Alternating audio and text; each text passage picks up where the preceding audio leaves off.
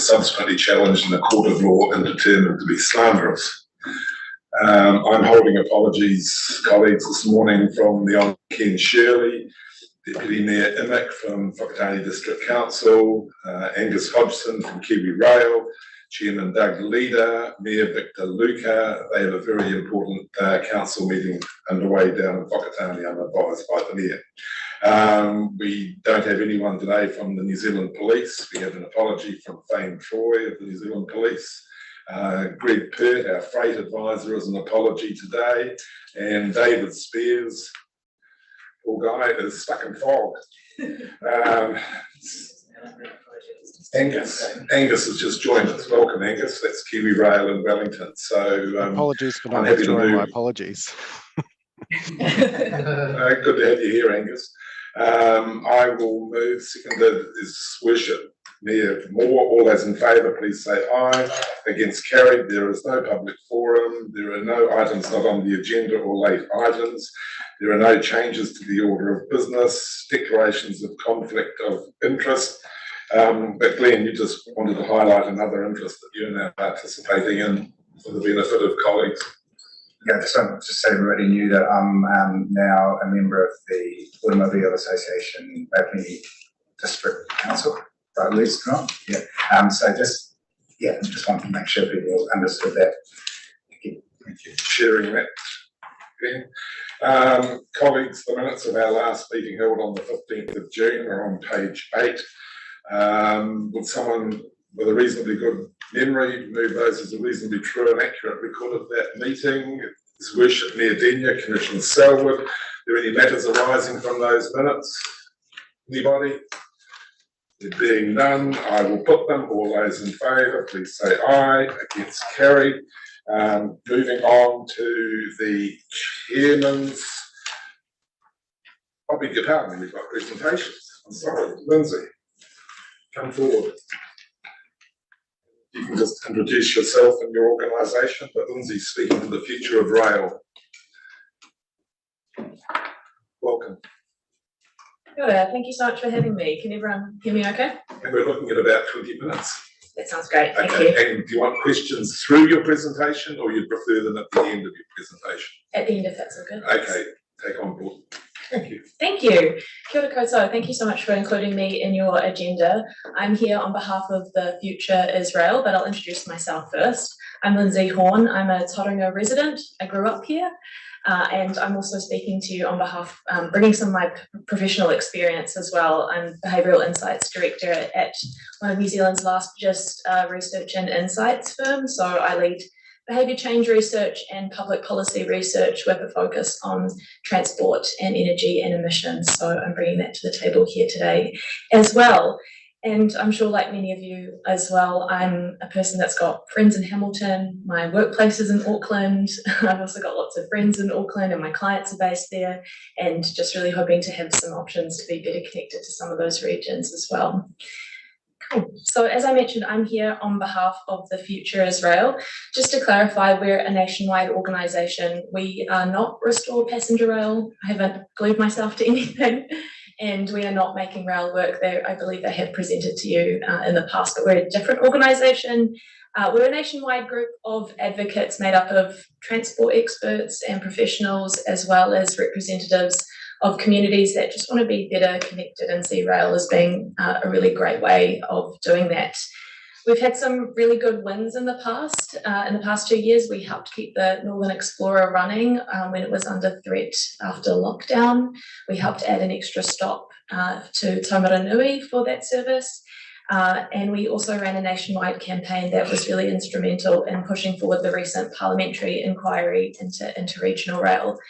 And most recently, we held a sellout conference in Wellington. So we had over 200 attendees. We had to increase extra room for that one as well, and that was attended by we had some really great attendees there. We had senior officials from Waka Kotahi, from Ministry of Transport.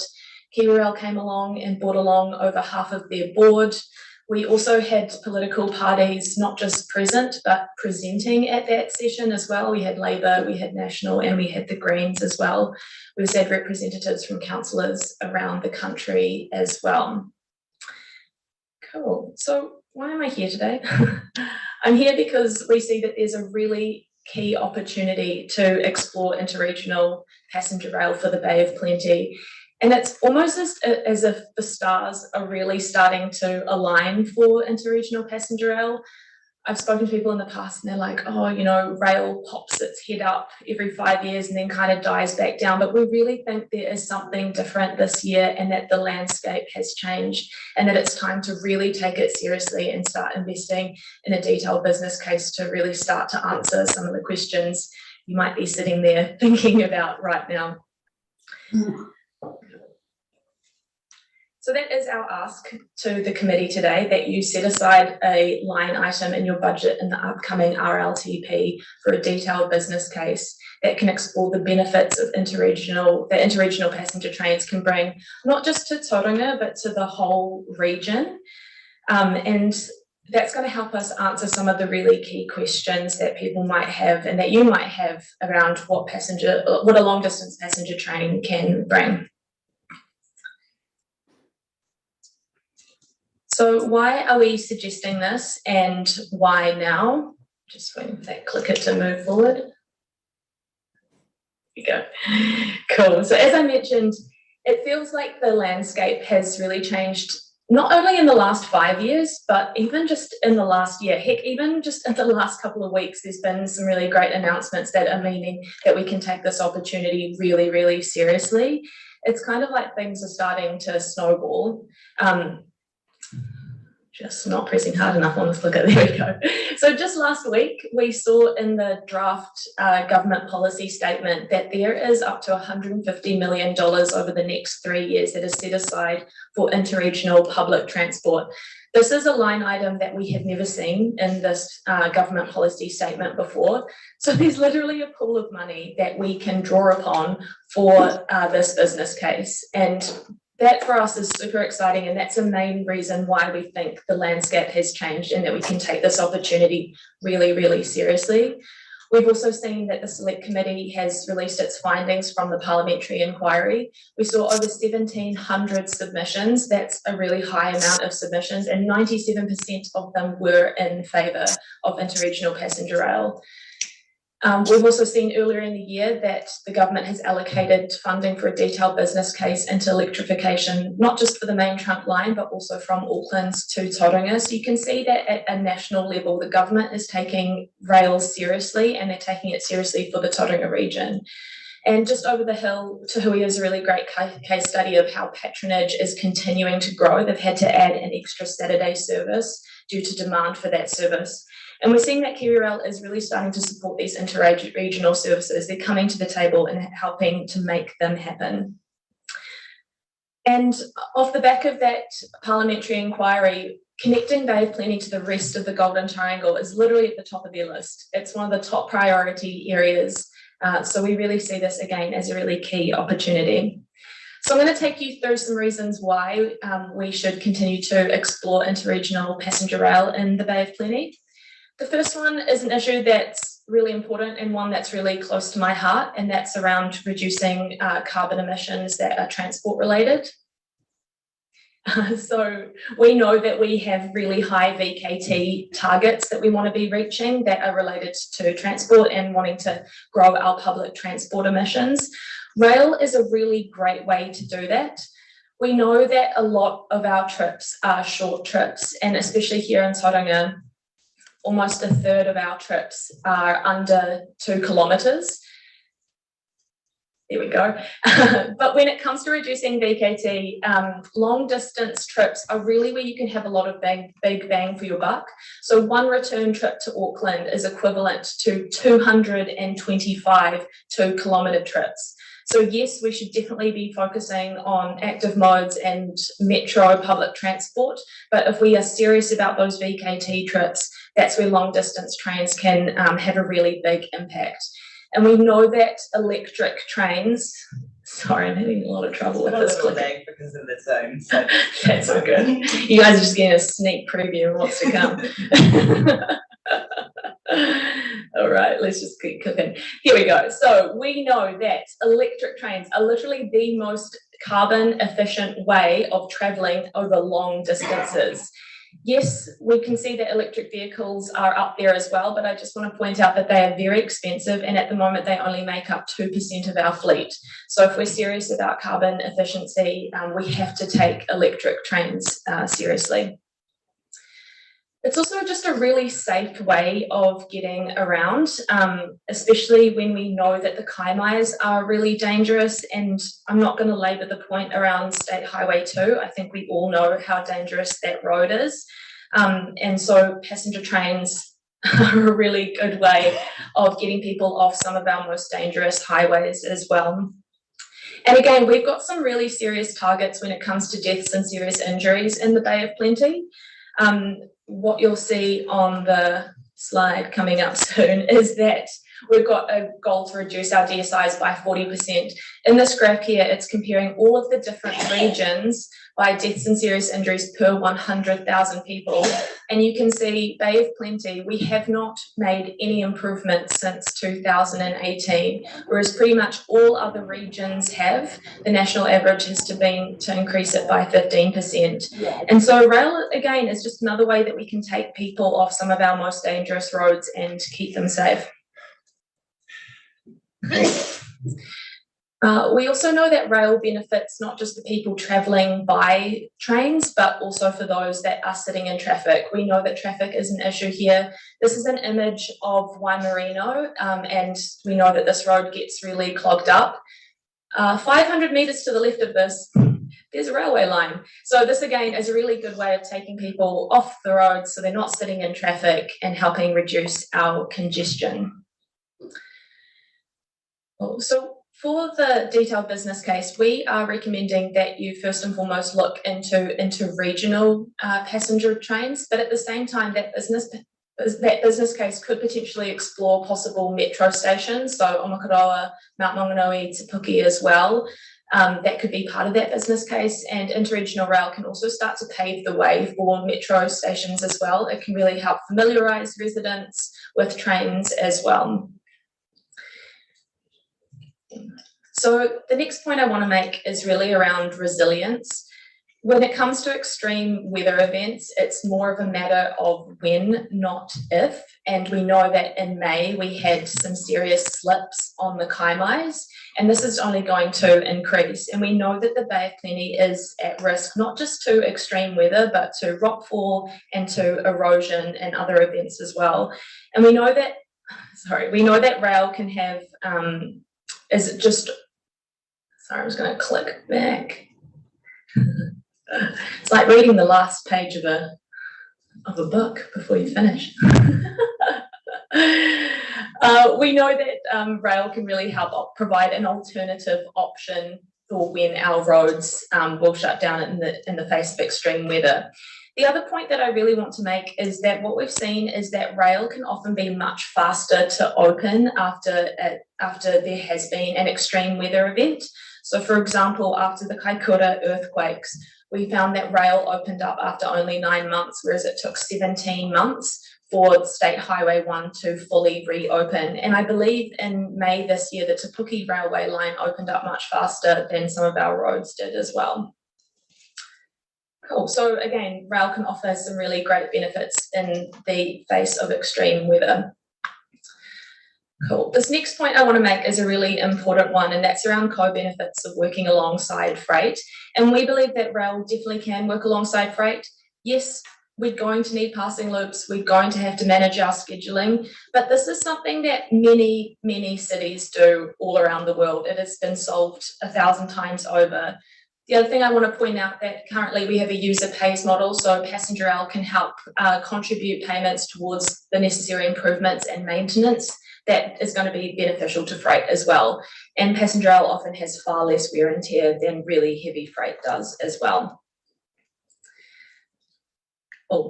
So we talk about, bringing economic and social benefits that rail can bring, but what that really means is that we're connecting people to things that they really care about and people that they really care about.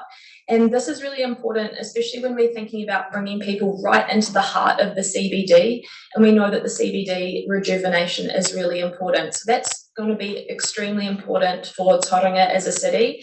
But if you also think about integrated transport planning, which is, kind of transport 101, this can be really important for the whole region. If you think about having connected bus services or connected services to Whakatane, to Rotorua, to Kawerau, this can really benefit the entire region as well. And I really want to stress that we're not just talking about business commuters here as well. What we've seen with Te Hui is that their Saturday service for social and leisure trips has been one of their most popular services as well. And we see that the opportunities here can connect up to international tourism. Now that Auckland has Puhonui Airport Station, we can connect directly to international tourists, as well as our domestic tourist market as well. Auckland is coming down for the weekend, Hamiltonians coming over as well. Obviously, we've got our business trips, but we've also got Waikato Uni and Waikato Hospital as well. So there's lots of different types of trips for different kinds of people as well. And we have seen that there is demand for these kinds of services. So as I mentioned with the parliamentary inquiry, 97% of those submissions were in favour as well.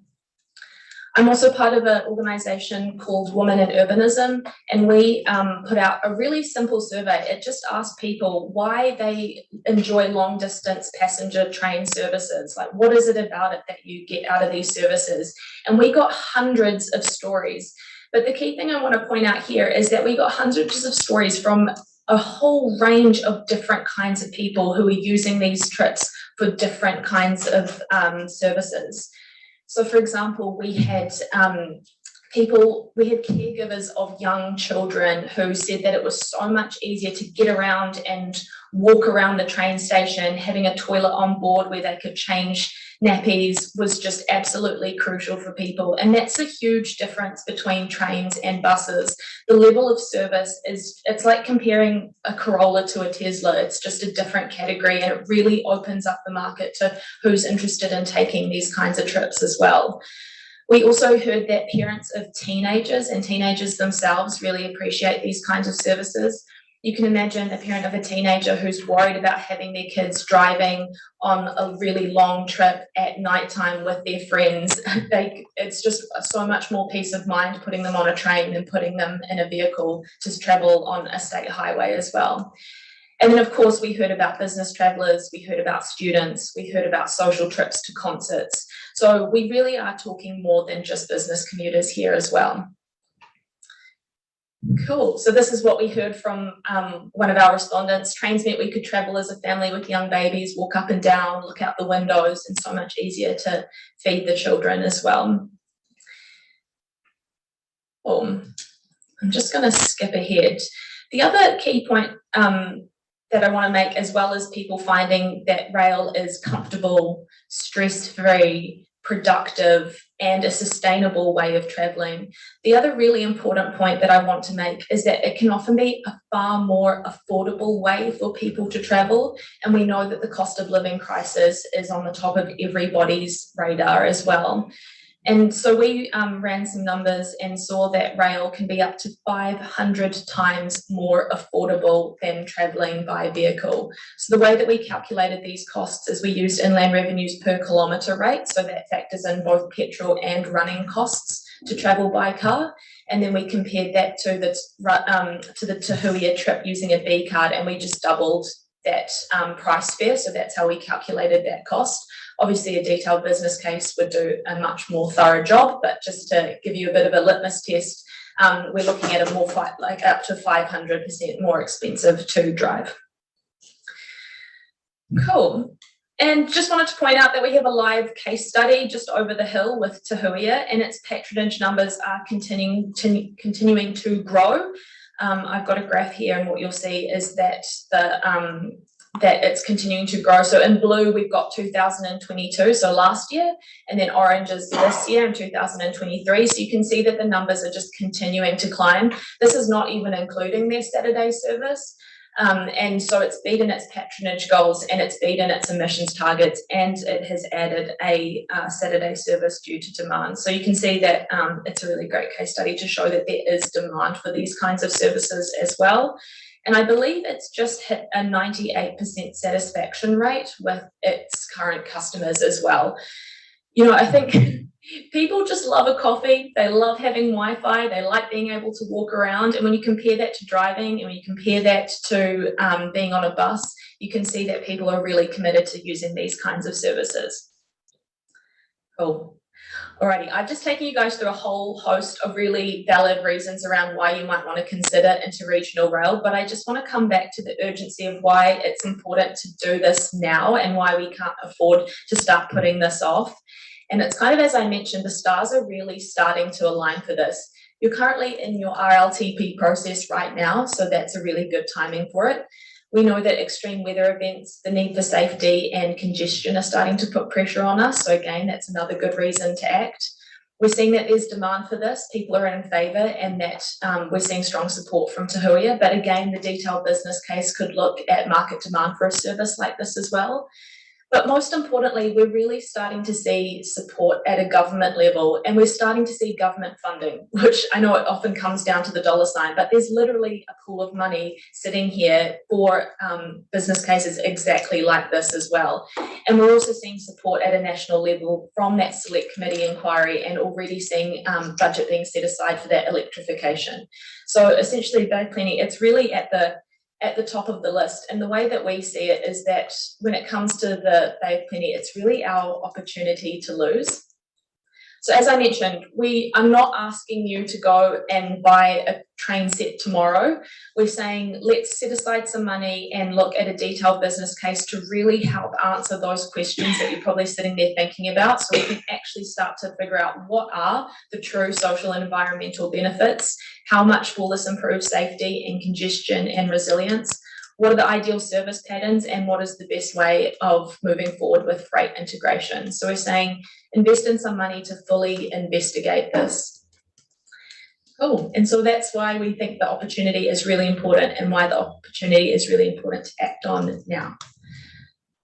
Thank you so much. That's what I've got to share with you. I'd be happy to answer any questions. Well, thank you, Lindsay. A very well constructed presentation, and I think my colleagues would agree with me there. Just a few matters to bring to the attention of my colleagues before we open it up to questions. As you know, my style is incredibly inclusive, so any politicians here and on Zoom, I invite you to ask questions or make contributions. But we all know if we have to take a vote, we know exactly who is going to be voting. So I'll now open it up for questions. His Worship Mayor Daniel. Thank you, Mr. Chairman, and thank you, Lindsay, for coming to talk to us. It's not a question, so it's not a statement, but look, I'm keen to push this forward for a detailed business case, as you suggest. For too long, we've had vague concerns about whether this is possible, whether it could work, worries about different configurations of rail lines and various constraints. So we've never really had a robust business case to properly nail down whether this can work and make sense. So many of our residents are so keen to explore this. We hear that in the consultations we do, and we just need to have a holistic view of rail and what it brings to, as you said, climate change, safety, resilience. Also, I'd add value uplift and value capture, particularly for enabling housing. So no, I'm keen that we do something in this space. So I'll leave it there. Thank you. I'll just add to that, we're seeing the value uplift with I do some work with Auckland Transport along the new southern station lines that they're doing through Drury, and they are doing integrated planning right along that whole transport line as well. So obviously that's greenfields development, but that's not to say you can't do that with existing brownfields development as well. And it makes so much sense to have high density housing around a train line. Angus and Wellington. Look, I just want to say that was an absolutely excellent presentation, so thank you. Secondly, QRail would firmly support the recommendation that's been put on the table here to proceed to a DBC. It just makes sense to do the planning work I think, as Lindsay said herself, that this is not a proposal to go ahead and lock yourself into a service and do all of the gnarly pieces around procurement of rolling stock, those are big challenges. This is around getting the planning sorted now. We've advocated pretty strongly in the last few years, especially after the Te Huia test case, that there needs to be support for councils to be able to do the planning work, because if you can't set aside some time to do some thinking, it's incredibly hard to get anything done and any conclusions made. So I just think this is absolutely sensible. It's a real no-brainer. It's got into the GPS now for there to be co-funding from Waka Kotahi. That does mean that there will be a budget impost for the region, but it's relatively small. We're talking about business case and costs only. And we're more than happy to be available to assist people with any work that goes through it, but we can't do it without the budgets to do the business case. So I just think it's absolutely sensible. And yes, I attended that Futures Rail conference. I thought it was great. People were very grounded in the sort of pragmatic reality around setting these up. I didn't get struck by the fact that this is all wonderful ideas. This is people who just want to see what's worth doing. The case for Tauranga is pretty well canvassed, I think, as Miadenia has made the point. So I would be surprised if you were to put in your RLTP if you weren't able to access the funding, whether or not this particular new activity class proceeds, because there is a view from Waka Kotahi about supporting councils to do this interregional planning in a way that had a few barriers in recent GPSs. So I think it's a sensible thing. I just want to say thanks very much and express support.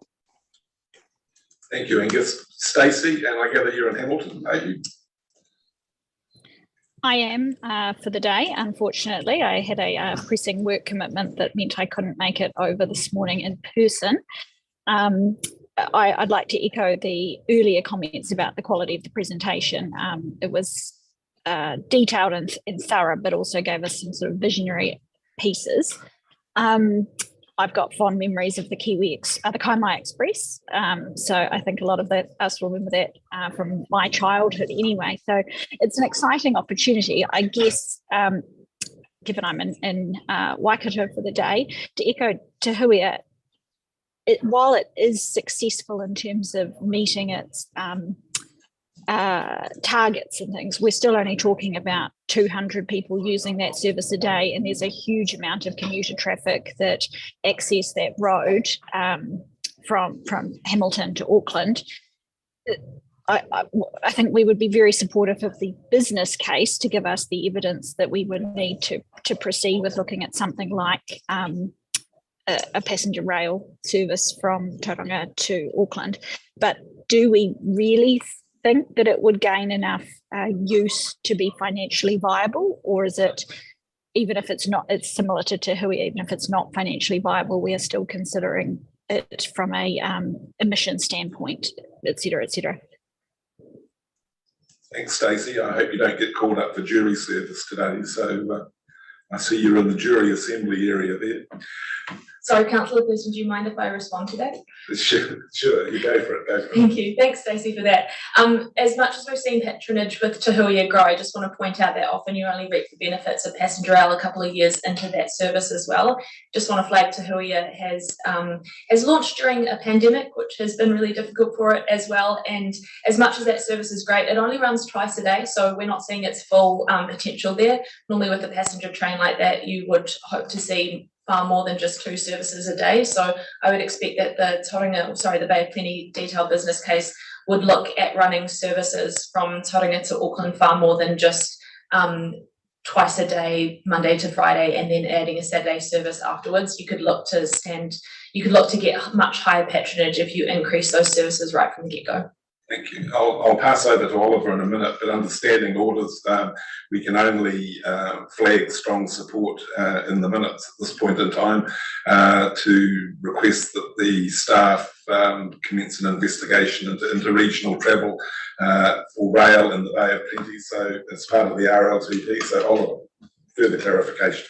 Thank you, Mr. Chair. Through you, thank you, Lindsay, for your presentation. It was very clear, concise. And just want to echo some of the good points that have been made by members. The business case process is exactly the right forum to explore both the challenges and opportunities that rail presents to the Bay of Plenty. So if it is the will of this committee, we can almost certainly look to put an activity into our RLTP. And as you'll know, and as you'll hear from staff today, we're about to move into that prioritisation process. So as Lindsay quite rightly said, the stars are aligning. It's a very timely presentation. So it's absolutely at the right point to consider getting something in. The other point I just wanted to bring to the attention of members is, whilst there is a sizable pot of money for studies such as this, we will also need to put local share against this. So the conversation will need to be had at a later date of which organisations want to be part of this and fund that. So that's not a conversation I suggest we have today, but as we move through the RLTP process, we do need to discuss what sort of approach we would want to take for this if we do proceed. Thank you. Councillor Von Delson, Chair of Public Transport. Yes, can I just ask Ollie, what is the likely local share of a business case of this nature? In other words, how much money are we likely to be required to find as either regional council or the local government contribution towards it? I would need to double check, but my assumption would be 51% up. Yeah, but what's that in dollar terms? Yeah, what level are we talking, do you think? So I realise it's too early to know. I'm just getting a ballpark figure to get my head around it. It's a challenging one to put a dollar value on without fully understanding the scope and scale of the business case. I think we would likely be talking hundreds of thousands of dollars. I'd probably suggest more. Jessica. Sorry, I would have thought a business case like that would be quite complex. We're probably talking a $3 million business case. Your mic on. Yes, sorry, I can bring it closer. I think it would look at being 2 to 3 million would be my guess. It would require a little work to really test it, given that we haven't. As I said, we've done a lot of talking, we haven't got the details of all of this yet. Thank you.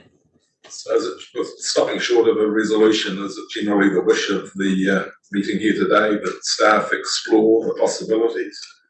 Is that the right wording? Oh, you happy with that? Okay, we'll note that in the minutes. Thank you very much. Excellent presentation. Thank you so much for having me. I know we'll see you again. Commissioner Selwyn, my apologies, 10 minutes over, but the floor is yours, and you play this exactly how you want. But I know there's a number of politicians zooming in today because there's considerable interest about your presentation. So once again, the standard question, do you want to be interrupted through the presentation or you'd rather wait till the very end?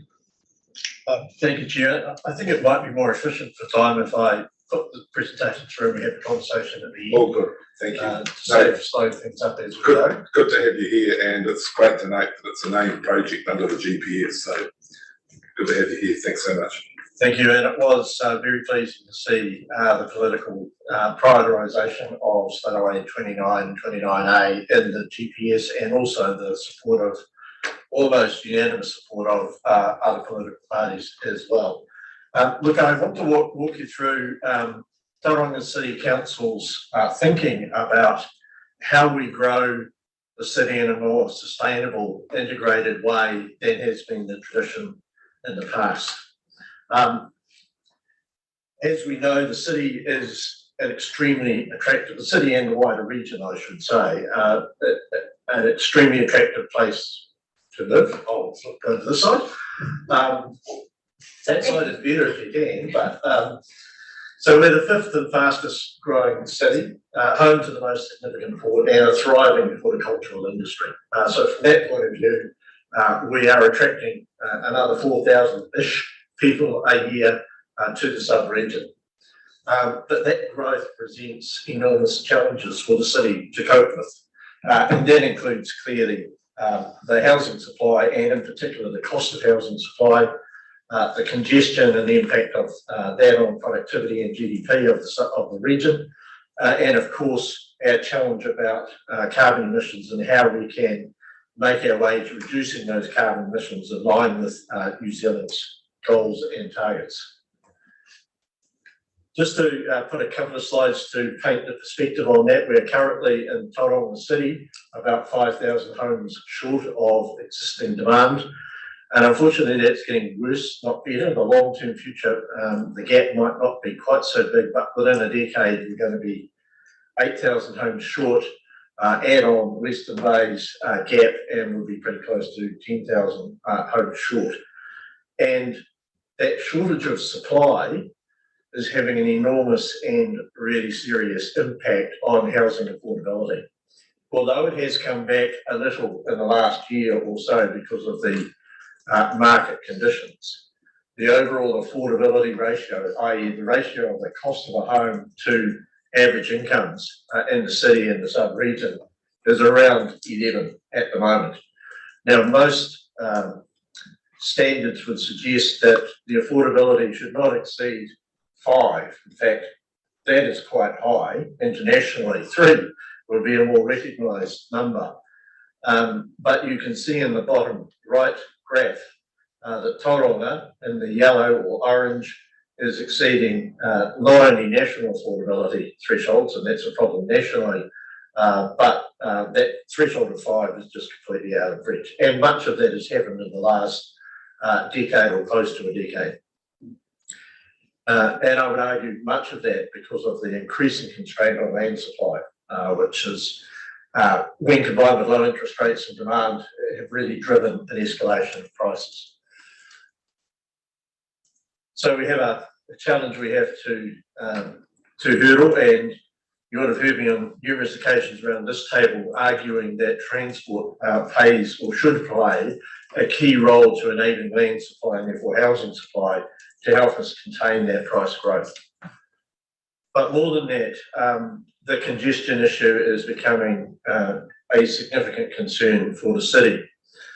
And notwithstanding our planned investment in the transport system program, which sees an increase and a very strong focus on public transport and alternative modes, this is the modelling from the TSP, which shows that, and you can see that the public transport share, or sorry, total numbers are increasing quite considerably, and arguably pretty much trebling by 2048 on that graph. But nevertheless, vehicle trips are increasing also at a rapid rate, which is reflecting the growth of the region. So the projection is that by 2048, whereas there are 46,000 cars across the network at the moment, it will be 65,000 into the future, and the level of investment to support that just simply is not keeping pace with that level of growth. So the question is, how do we manage growth more effectively given that challenge? And that's what we've been really tuning our mind to. The growth plan the Smart Growth Plan is largely summarised on this particular chart. I'm going to spend a little bit of time on it because there's a lot of information shown. But I want to show in the boxes, we can see the increase in jobs and the increases in housing from Mount Maunganui in the red to Papua Peninsula in the orange and the Western Corridor in blue. And then out to the right-hand bottom corner, the potential opportunity in Papamoa East and particularly Te Kāinga, the eastern town being advanced by Western Bay District Council. And then to the north, obviously, with Aotearoa.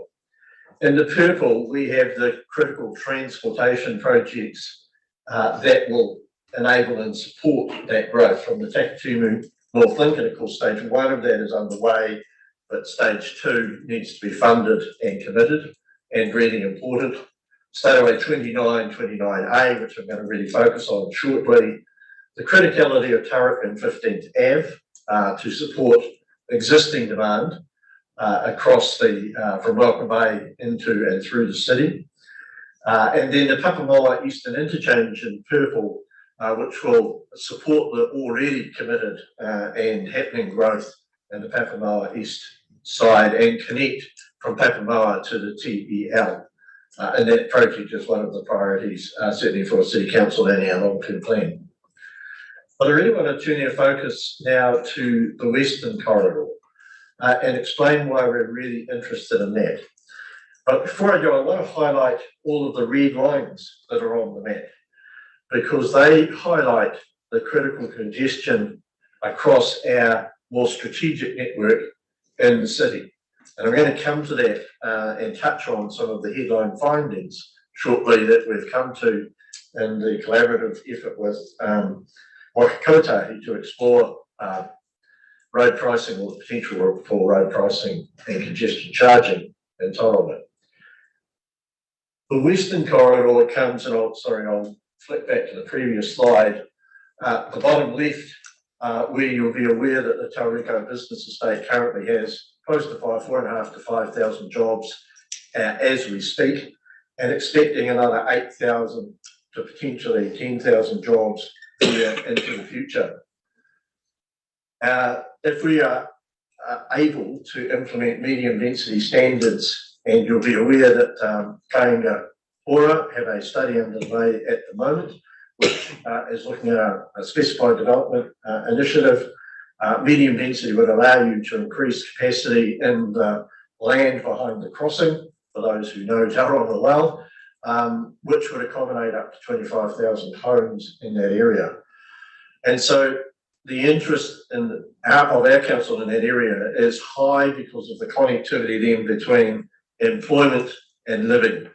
And we can truly create a live, work, learn, play within that future development area of the city. But Stateway 29 investment is critical, because not only will that provide a higher standard interregional connection between the Waikato and the Bay of Plenty, it will free up the existing State Highway corridor to become then a local city road, which will enable rapid bus services from Tauriko to Barks Corner, along Cameron Road, to across the bridge and to the Mount. Now that is a very significant corridor, and I'll explain why here. We already have a spatial plan for Tauranga, which enables significant intensification relative to what we have had in the past along the Te Papa Peninsula, and more specifically, the Cameron Road corridor. So the combination of those 25,000 homes in Tauriko with the 10 to 12,000 intensified developments along that Cameron Road corridor then creates the critical mass that will really empower public transport to do the backbone of handling the transport connectivity for the future growth of the city.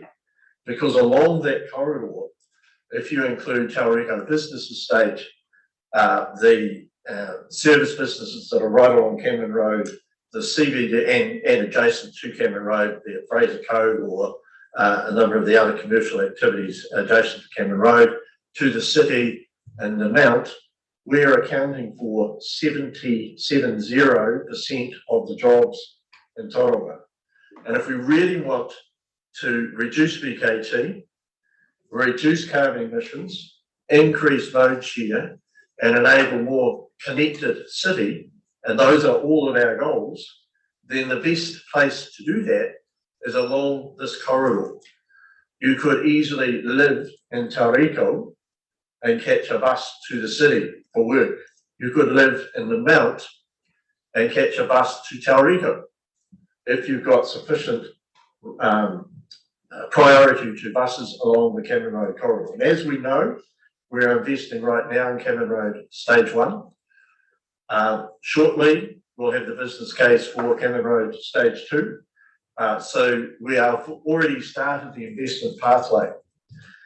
Not only is there 70% of the jobs on that corridor, it also houses or accommodates the hospital, the university, the major supermarkets, the main high schools, and of course with the development of the city centre to Maramataki or Te Papa, the cultural entertainment heart of the city in downtown Tauranga, which is part of our investment in the revitalisation of the city centre. So in this one corridor, we have the opportunity to make a shape-changing, city shape-changing decision about how we grow the city in the future. Now, not everyone is going to live there, but if we can attract as many people as we can to live there, and if we can truly deliver on the 20% load share that we're seeking to achieve for the region or sub-region, then that will really make a difference to the productivity of the city, the livability of the city, and the environmental standards of the city. And that is why we are so interested in this corridor. Of course, it is enabled, as I've already touched on, by, pardon me, I've gone one too far. There we go. Enabled by the acceleration, in our view, of State Highway investment in State Highway 29. It will allow live, work, play, 25,000 homes linked to 12,500 jobs, enables strategic road separation for the interregional state highway, and most importantly, a rapid transit corridor from Tauriko to the Mount Via Cameron Road. I want to share with you now a video which I hope will play. It should do. May hand it over to you, Amanda, just to make that run. We're all feeling the effects of Tauronga's growing pains, but there's a particular stretch of road that is not only slowing you down, but slowing the city down. Now, apologies in advance, this video will mention State Highway 29 at least 29 times. The good news is Waka Kotahi have a plan to fix it. The bad news is it will take 30 years. Why? It comes down to government funding. State Highway 29 needs to be upgraded now because it will help with all the big issues we're facing today. It will help make housing more affordable. Tauranga has a housing shortage of nearly 5,000 homes. By 2032, it will be 8,000 homes. We've got the land, but we don't have the infrastructure to access it. Upgrading State Highway 29 would enable access and provide more than 30,000 new homes. We need to upgrade State Highway 29 now. It will help reduce traffic. Upgrading State Highway 29 will create a direct link into the city, making it easier to get around. Contractors could fit more jobs in a day.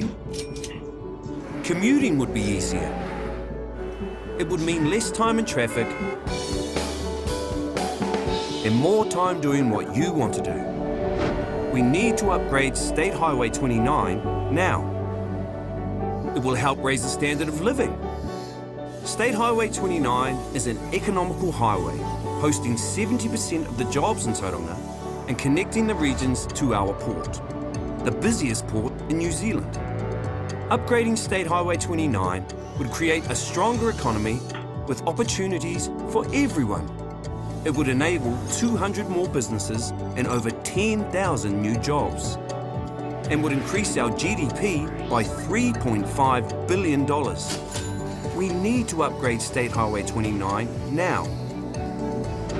It will help fight climate change. Fossil fuels are the biggest contributor to climate change. If we create a smart city with a public transport network that works, less people will have to rely on individual vehicles, so we can do our best to leave Papatūānuku better than we found her. Upgrading State Highway 29 can help us do this by enabling a public transport priority route from Tauriko to the Mount via Cameron Road. We need to upgrade State Highway 29 now. State Highway 29 is the backbone of our city, but right now, it's the backbone of our problems. Less time in traffic will be fantastic, but the benefits to the economy, the environment, and the livability of the city truly show how important it is to upgrade State Highway 29. We need to upgrade State Highway 29 now. 29 times. Yeah, I haven't counted it, but 29 times sounds good. A little bit tongue in cheek, but I think what it does is underline actually the potential that that corridor provides to the city. But I want to emphasise. We're all feeling the effects of Tauronga's growing pains, but there's a particular. You don't want to hear it 29 times. We're all feeling the effects of Tauronga's growing pains, but there's a particular stretch of road that is not only slowing you down, We're all feeling the effects of Tauronga's growing pains, but there's a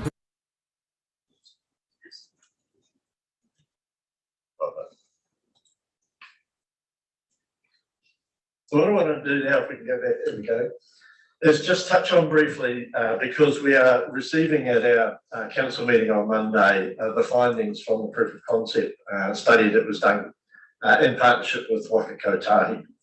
And they're summarised on this slide. There's a lot more detail wrapped around this, and you're welcome to have a look at our agenda papers, which in fact has the detailed report attached to it. But essentially, if I remind you of those red lines that were on that growth map in the presentation before, the strategic network is the network that is vital to the city but is heavily congested.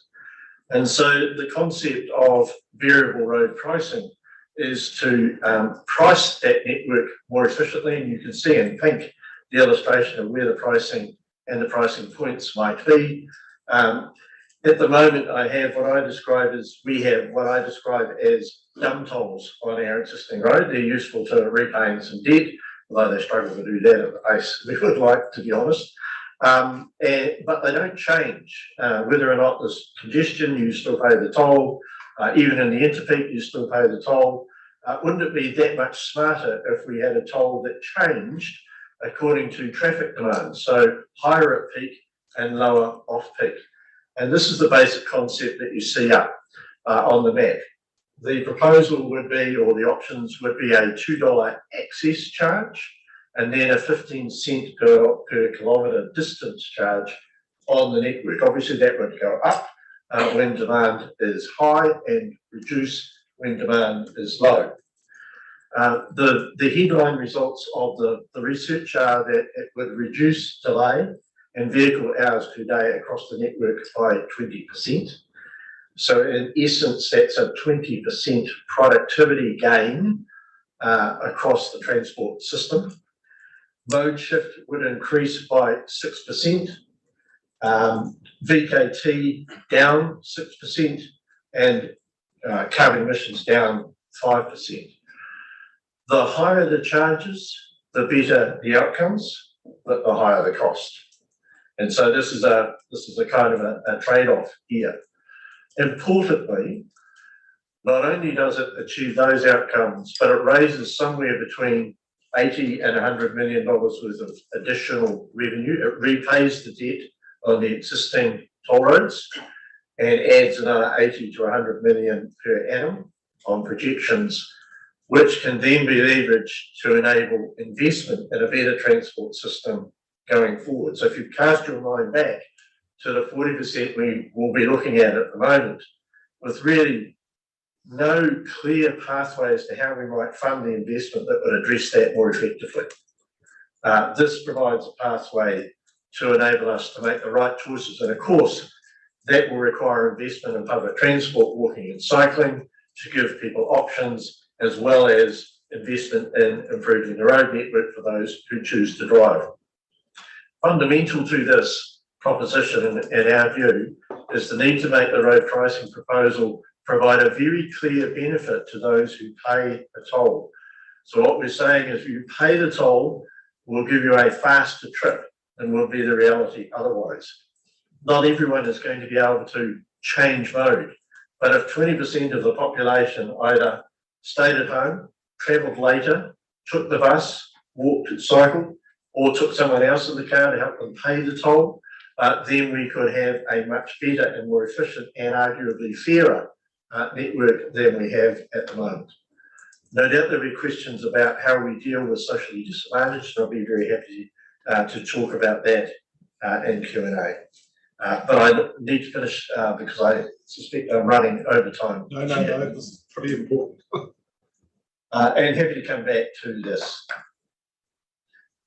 In summary, the combination of getting better integration between where we grow our city, better connectivity to where people live and work, and pricing our network, along with initiatives around electrification and fleet and all those other critical things that we need to do, we have an opportunity to really change the effectiveness and the efficiency about how Tauranga grows and provide meaningful and actually useful, workable solutions for people to get to and from work into the future. And for those who either their businesses or freight or indeed their individual needs require them to drive, yes, they'll pay a price, but they'll get a much more efficient and effective and faster trip than would be the case if we keep on doing the same as we're doing now.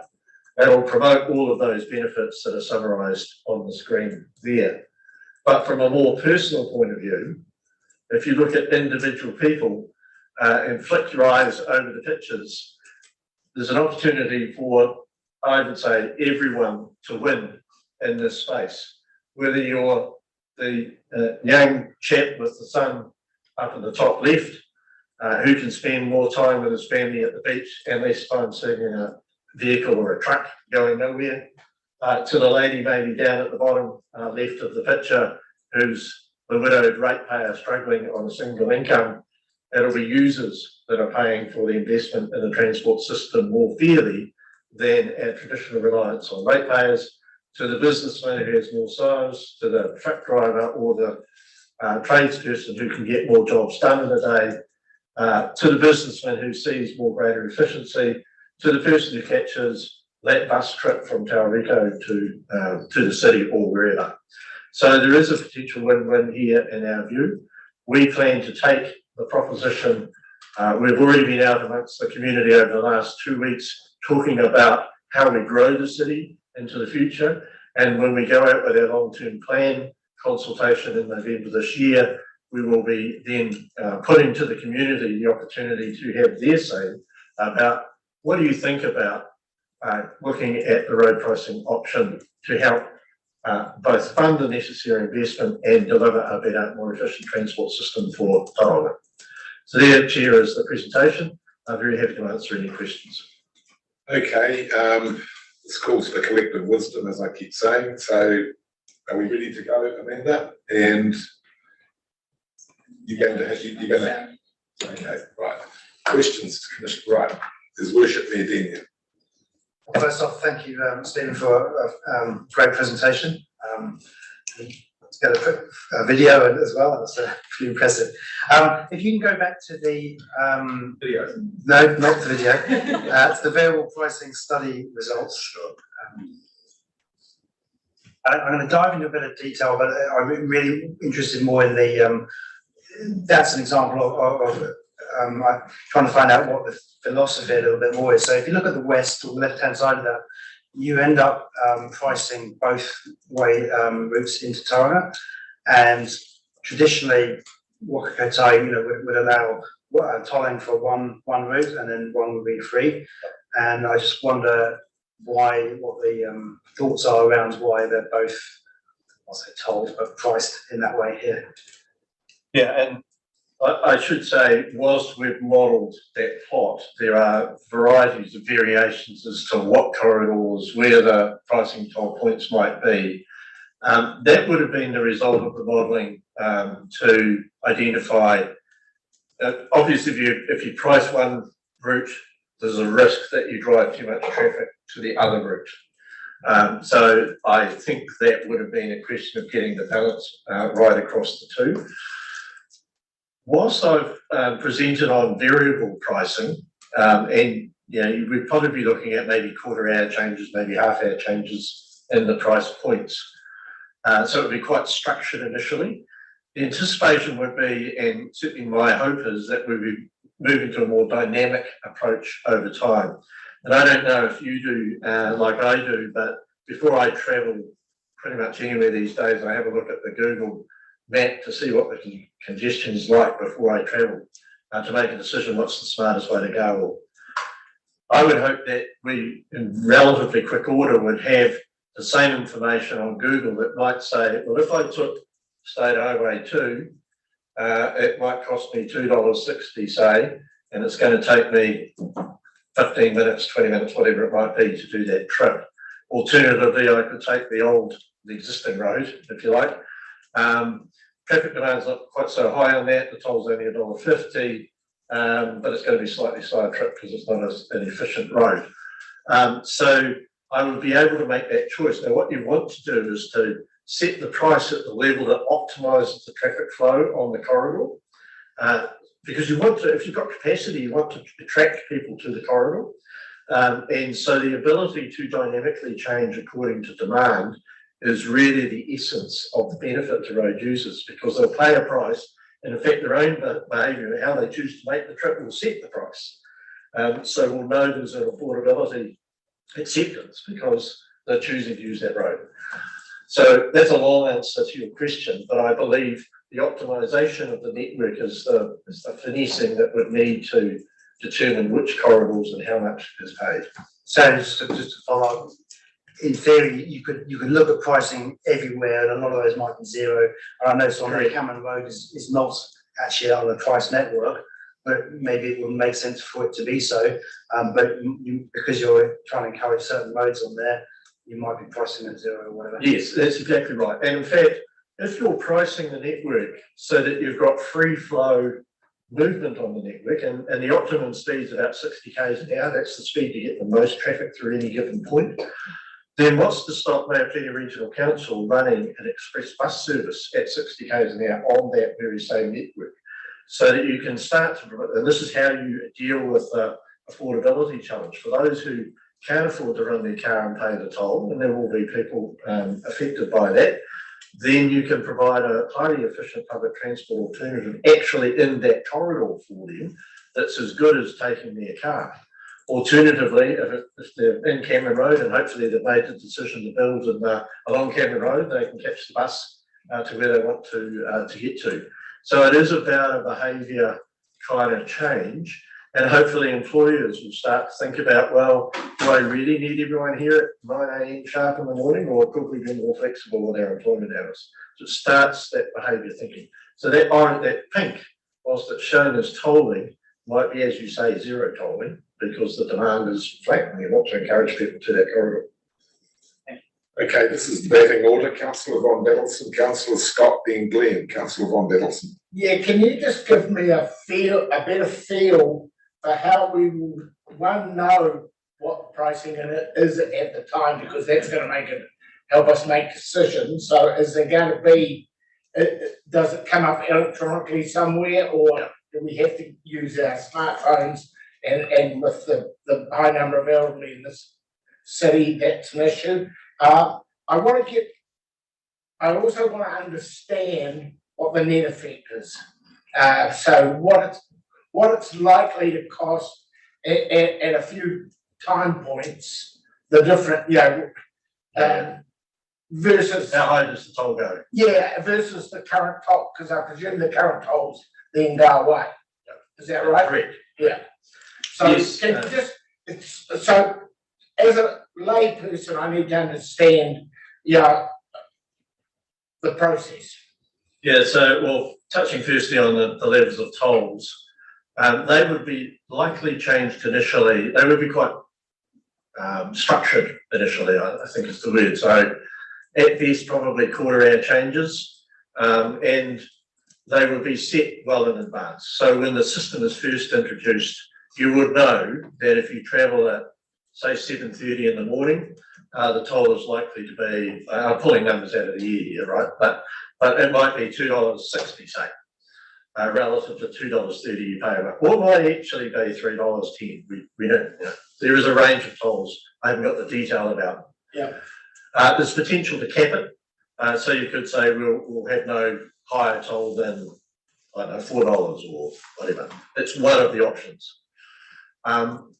In terms of in the future, though, you might run that system for 2 or 3 years and get people into the habit of the prices change. And everyone pretty much knows what the price is going to be and what the demand is going to be like.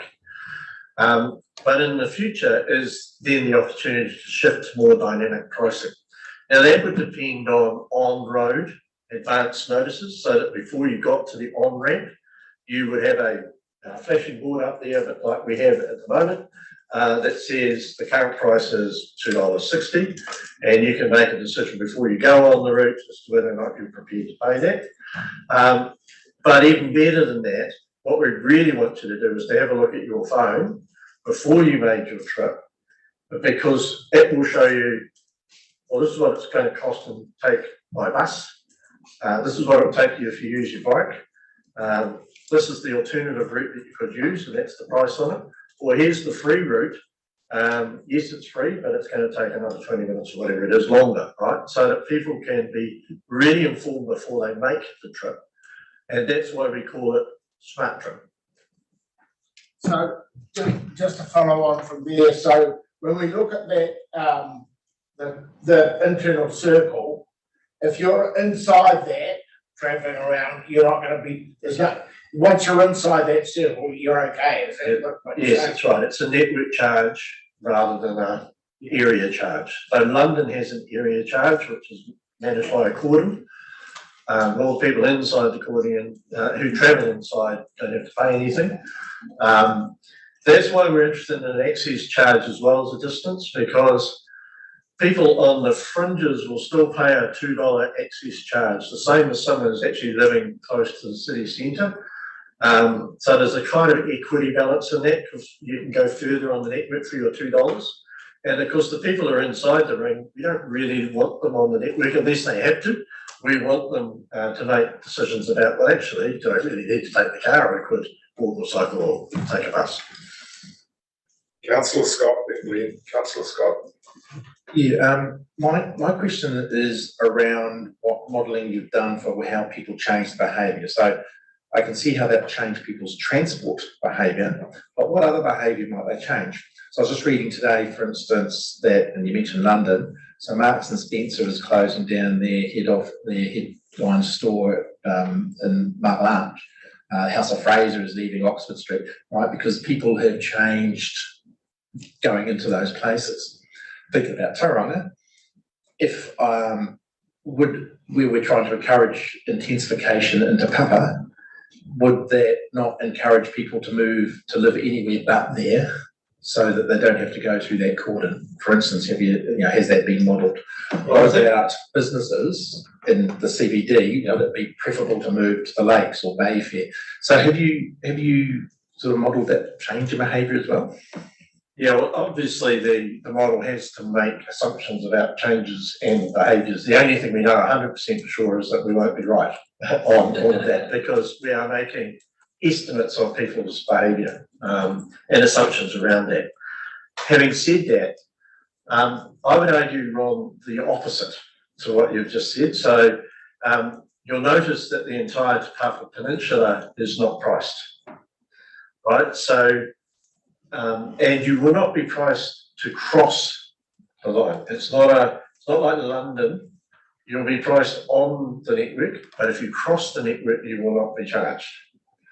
Right? So that means that those people that I described about earlier who live in Tauriko will be able to use that corridor that I described earlier all the way into the city, including all of the people who live along Cameron Road in intensified development.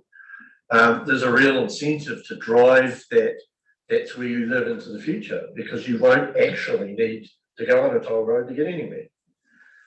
So I would argue that this actually supports urban intensification and the importance of the city centre, and discourages urban sprawl, because it's those that live further out, obviously, will be more dependent on the strategic network to get them to where they want to go. Wouldn't you, for instance, choose to live perhaps in Mātua and go to the lakes and avoid the CBD? People can always make those choices, absolutely. And this is not designed to stop people making choices. But what it does do is encourage people to think about, actually, would I be better to live in a residence along Cameron Road, which is close to where I work, rather than rely on a highway system to get me where I need to go? This goes to TCC, did you say next week? This goes to our council meeting on Monday for reception, because we're not making any decisions, and I want to make that absolutely clear. This will require extensive conversation across our community, and we plan to do that as part of our long-term plan. Glenn? Yeah, thanks, Stephen. Very interesting presentation. I had a couple of questions and comment. Just to be clear in terms of the dwellings, people, trips, all those numbers, I've found it kind of more confusing than the government's fiscal whole as to sort of what the numbers are on some of this stuff. So in the 2021 LTP, there was a set of figures which indicated that there'd be another 4,000 jobs in Te Papa, and now there's 12,000, I believe, is what you'd said. And same with the Western Corridor, there was a very different number of jobs, and now there's going to be another 8,000 there. And meanwhile, the dwelling numbers have changed quite a lot. And so the Te Papa one was 15,000 residents. Then it went to 15,000 dwellings in our TCC publication. Now it's at 10,000 dwellings. I'm just wondering if you can kind of address how, I mean, because I know you don't build the houses and everything, so it's, you can't give an exact number, I'm not expecting that, but in terms of how these numbers change around a lot, the whole emphasis on that corridor, the reason I'm asking is because before your time, so it's not on your shoulders, but the argument from Smart Growth was the Eastern Corridor is the way to go. So all the arguments you've used for the Western Corridor were used for the Eastern Corridor because, in the words of the former Smart Growth chair, this is the no-brainer one to do, and the other Smart Growth official said there would need to be rapid transit because the population in the Eastern Corridor from Te Tumu, Papamoa East, Papamoa, Arataki, Mount, CBD, that was the obvious way to go. They've already got a busway on Hewletts Road. It's where there are already thousands of people. Why would you invest anywhere else? You would invest in that Eastern Corridor. There are so many jobs in that corridor, including the CBD. So that argument came down to don't do Tariko, and Chairman Thurston, and if he's still on the line, Councillor Crosby will remember a meeting with the Associate Minister of Transport. He said we do not want to see Tariko progress because it's not a good option for low carbon transport systems. Notwithstanding the crossing, notwithstanding the business estate, that was still understood at the time. And Waka Kotahi, there's written material I've got which says it's not a good option. And it really confuses us out here, you know, outside council circles, how the same narrative is now being picked up by the current commissioners, which runs completely against the previous narrative, and the numbers seem to be, you know, bent into shape to suit whatever narrative is going. And we understand the Te Tumu thing. I'm not belittling the importance of that, but in terms of the reality of Tariko, what are the solid numbers? What are the numbers for Te Papa? What are we actually looking like now that there's geotech issues identified by Kaingora? You know, how do we find out that reality? So what's really changed, the circumstances have changed. So this requires you to think in a different way about what has previously been decided. So we are proposing an alternative view about how the city grows in the future. So I want to be clear about that. That doesn't mean to say that growth won't happen on the east anyway. The market will respond in its own way, and growth will happen on the east. And indeed, Western Bay Plenty District Council have quite a significant interest in Te Kainga in the east, and that's supporting employment around Rangiuru. So we're not suggesting for a minute that that will not still occur. Indeed, we need it to occur if we're going to meet future housing demand. But the reason we're much more interested in the west is really for two reasons. One is if you count up the number of jobs on the east versus the west on that corridor alignment.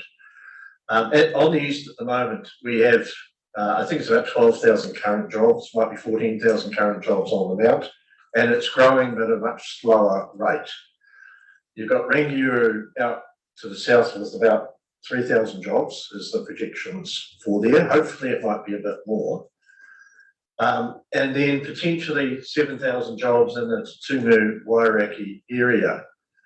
But increasingly we're seeing enormous risk around the Te Tumu development with NPSs, with Māori opposition to enable, or not mixed support, I think is probably best to say, to enable Te Tumu to occur.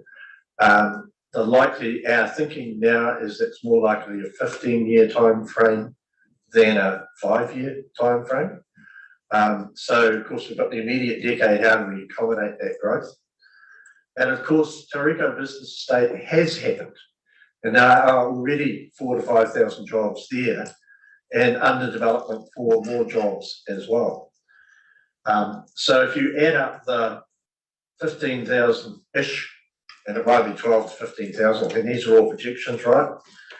With the existing jobs that are in the city centre, with the growth in the city centre, because you've got the university expansion as well, and you've also got the link to the Mount where there's employment, that corridor is so much more powerful in terms of linking where people might live to where they might work, and that's the principal connection. So that's the reason. Now the reason why the housing numbers have changed is largely intensification and MDRS. So previously, Smart Growth had thought about 12,000 homes in around that Tauriko area, but with MDRS, that's brought about the doubling, if you like, to the 25,000. Isn't that through the change in the scope though? Because my understanding is that 25,000 includes Merrick, Upper Joyce, Upper Bell, which was post 2050 and Uffie. So we wanted to bring that forward. Yeah, exactly. But I guess I still question in terms of how this fits with the transport system. The concern that I see is that fundamentally the people who are in charge of developing that area at the time were saying that Tauriko West was much more suboptimal in terms of a sustainable low carbon transport system. And I guess it worries me that those words are being used. There's one of your staff said it depends what the baseline is. Well, the baseline for me is that we've got a terrible situation at the moment that we all agree on that we need to do something about. And fundamentally, the Waka Kotahi business case states the number of daily trips that are generated there. And that will just dwarf any benefit. So I'm not arguing against doing it. I'm not arguing against growth. I'm saying even if you do buy into it and you say, right, we need the 4 lane, we need all this happening. The problem that I have with it is that we can't count on that to reduce carbon emissions, because by the figures, the official figures, there's just going to be so many more vehicles on the network. And so therefore I think have to be very careful how you label that. And to me, the counterpoint to it is that, and it fits with the road pricing argument as well, unless you provide a really good alternative, all you're doing is you're basically putting more people out in that corridor than there will be jobs. You've got the numbers up there, and you're condemning them to a substandard transport system, because a lot of those people, as much as we like to live and work play, they will go and work elsewhere. And we need a connected rapid transit system across the city. It could work with road pricing to enable the funding for it, as you suggest, but we would say, like, how do you actually do that unless you put the system in first? You need the system first and then the pricing too. And that's what other cities around the world do. London didn't sort of put the road pricing in and then build the underground. They had the underground there, which enabled. That's exactly what we're planning to do. So I emphasise the criticality of that Cameron Road corridor. It will be the primary public transport spine. We're investing right now in Cameron Road to enable that to be a dedicated bus lane into the future as patronage grows. And putting 29 upgrade in then enables you to extend that right the way out to Tauriko. That's the very reason why we're interested in that corridor, because it far better connects where people will live to where they will work. So probably the alternative then is to keep on growing east, and at the pace we're going, we'll be at Gisborne shortly. Commissioner, what I'm going to suggest is that we pause it there, because there are cold sausage rolls at the back of the room for you to share in, but that's not terminating the discussion. I intend to continue this discussion after we've had a morning tea break. So I know there'll be some questions that'll come out from the people on Zoom and people around the table. So 11:05, folks, we'll gather back here. So thank you.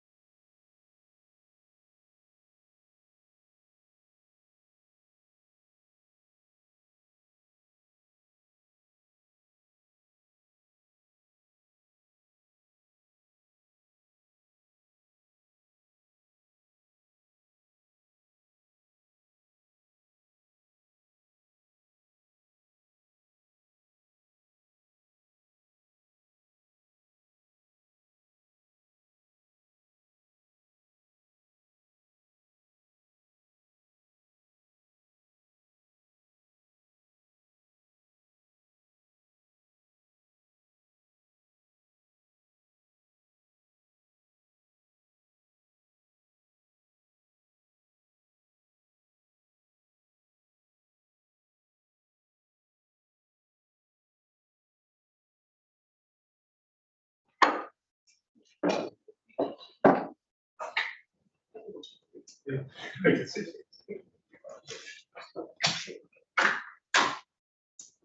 I said, we took a pause as part of Commissioner Selwood's presentation. So, were there any further comments, either from around the table or on Zoom, with regards Commissioner Selwood's presentation? If not, I'll pass over to him to leave the take-home message with us as he sails off to TCC on Monday. So, what's the take-home message you want to leave with us, Commissioner? I think it's as simple as this. If we really want to change the way Tauranga has traditionally grown, we have to change the way we've traditionally thought. And this plan that I've set out before you is still a work in progress.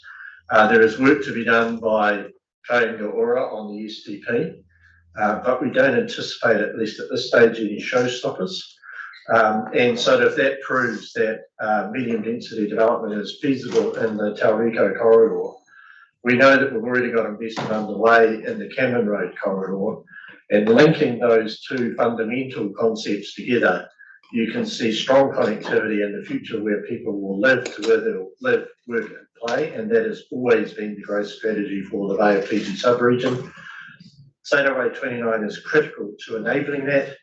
And if that is supported by road pricing that helps drive behaviour change, but also provides a funding mechanism by which we can accelerate the investment both in public transport and in the roading corridors that will be needed to support it, we can really make a big difference to how the city grows in the future. So just one general comment, politicians, in light of the period that we're going into in October, politicians from both sides of the House, sort of initial comments and responses from them when you've proposed this? Mayor Denia, Chair Doug Leader, myself and Tolly met with senior government ministers, finance, housing, infrastructure and transport 2-3 weeks ago, where the high level concept of this was explained, and in particular the significance of State Highway 29 to enabling housing across the sub-region. And Denia, you can correct me if I haven't accurately portrayed it, but there was very significant interest by all three ministers, particularly Housing Minister Megan Woods, who can see the connectivity. And we made very clear the importance of enabling housing supply in terms of transport investment, which was an issue Minister Parker took particular interest in. And you would have noticed the government GPS now enabling integrated urban development is one of the key criteria of the GPS. We're really pleased to see that. But we have also met, i.e. TCC, Council Commission has met with representatives across the political spectrum, be it National, New Zealand First, the Green Party. There is now multi-party support for a move to pricing the network into the future, and quite a lot of interest in the proposal from Tauranga. And we made it clear that if we have got community support, then we will be coming to them as ministers into the future to say, we want to partner with you to enable this to happen. And I believe that will fall on very sympathetic ears. Thank you. We need to move forward, everybody. Page 14, the chairperson's report. When you arrived today, there was a paper in front of you, which was the draft GPS statement, which could encapsulate a response from this committee if you so wish, but I know Oliver will talk to that when I ask him to present it. So over to you, Oliver. Thank you, Mr. Chair. Through you, we have a GPS in draft, which we would like to talk through with you today. Staff, as the Chair said, have tabled a document, and that document gives you at a high level staff's review and some proposed wording that we may choose to submit on the committee's behalf, subject to the conversation that we're about to have. We have allowed for a longer Chair's report today to allow us to discuss the GPS if it is the will of the committee.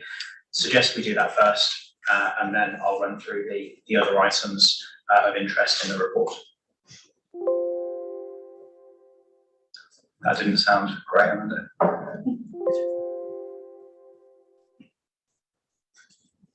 There we go. So some background.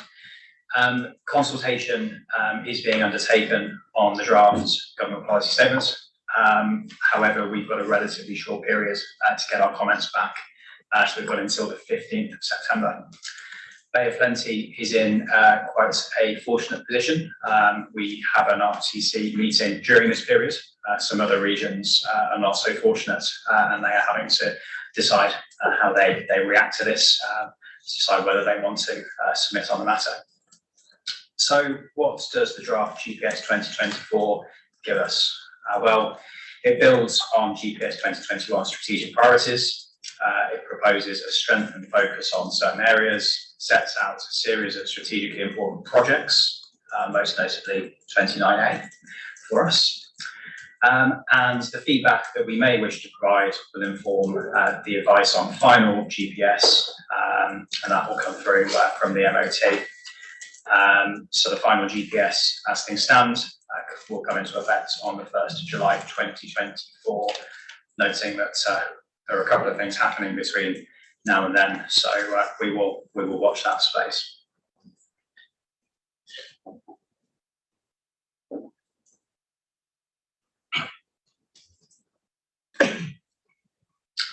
So for today's session, we would like to discuss with you whether you would like to rely solely on the technical analysis that the staff have undertaken on the GPS position, which is what's tabled in front of you. We have submitted this to the Transport Special Interest Group, who are providing feedback to the Ministry of Transport. This is not a formal submission. This is just staff collectively giving their technical view. What we would like to discuss with you is whether you would like to take staff's recommendations and submit those formally, and if there is anything the committee would like to add to what staff have prepared or change to submit from this Regional Transport Committee.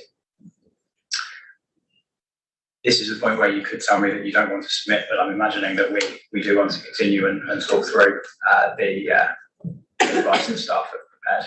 Well, Oliver, I think time is of the essence, because the government expects us to be in Wellington by the 15th of September. So I was going to suggest the second part to the resolution, and that being that the Regional Transport Committee delegates to the chairman to submit a submission, for want of a better word, on behalf of the committee before the 15th of September, but that will be obviously done in due consultation with the members of the committee. But I think it's going to entail a sort of a look around with emails, because the pressure is really on to, we can't call another meeting on the 15th of September, but if everyone's happy with that, then I'm happy to undertake that task. So, are there any other comments or differing views? Mayor? So, well, I'm happy that we made some sort of delegation for you to do that. I did have a couple of comments though on what we've been given today. Sure. I think I'm not so happy about the bit that says we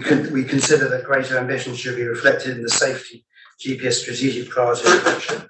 My view, and I'm picking up from the community as well, that the pendulum on safety was too far towards the safety and less towards anything else. And I think that the draft GPS, in my view, sensibly just swings that back slightly to so that it encompasses, efficiency and economics and things too. So I don't think we should be pushing for greater safety back again. I think the pendulum has naturally swung closer to where it should be. The other point I would make is on the page 3, where it talks about, we strongly advise that government confirm long-term funding certainty for transport improvements to State Highway 2 between Katikati and Te Puna.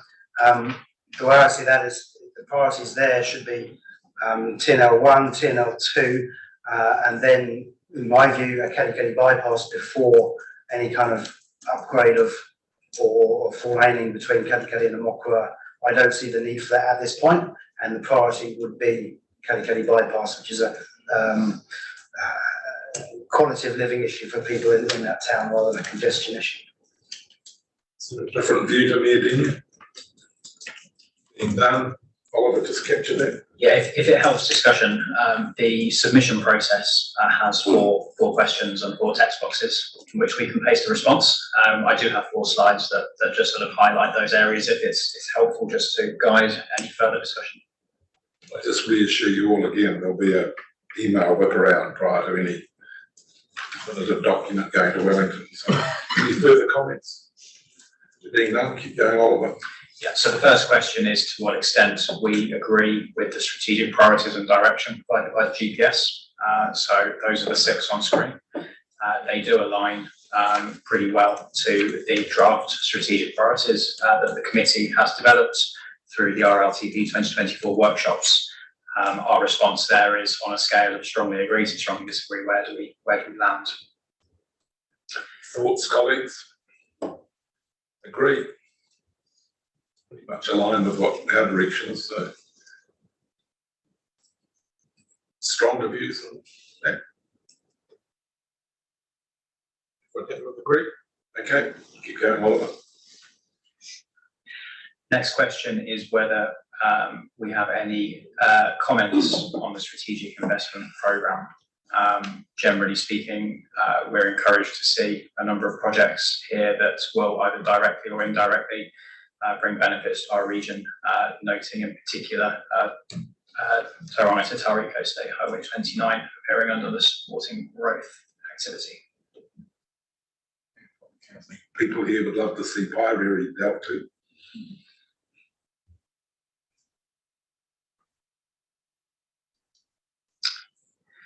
The next is whether we, sorry. Oh, sorry, beg your pardon, Angus.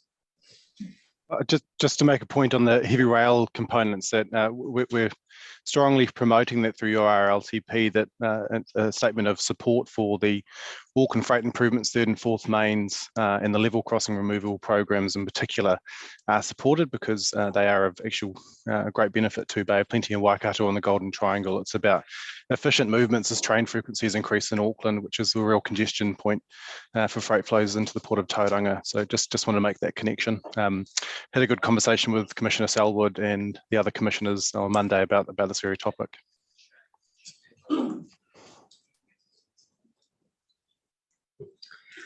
So the next question is around agreement with funding increases. We are glad to see that there is an increase in funding proposed over the life of this GPS. So I don't know if members have any further comments around funding. More is always welcome. Oliver. And then this slide here just focuses on where that funding is coming from. So you'll see there's a couple of changes to funding and finance sources, and there's also an increase to fuel taxes to fund aspects of GPS.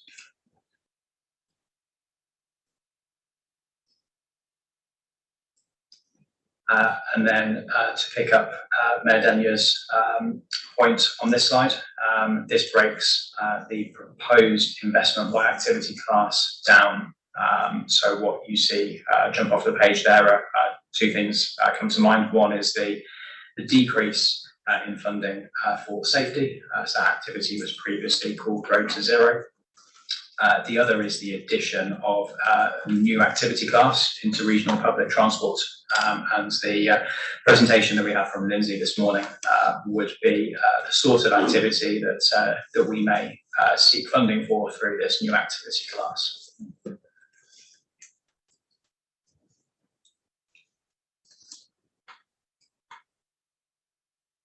And then finally, a general question around agreement with ministerial expectations. So staff have suggested some comments in the document that's tabled in front of you. Generally, we're supportive of what we're seeing in terms of direction there.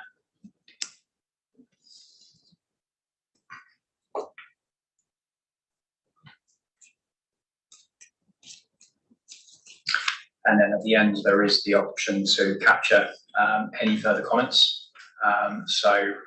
We've already captured the comments that have been made so far, but if anyone's got any wider comments, we're more than happy to note those down and craft those into a draft response and share that with you, Mr. Chair.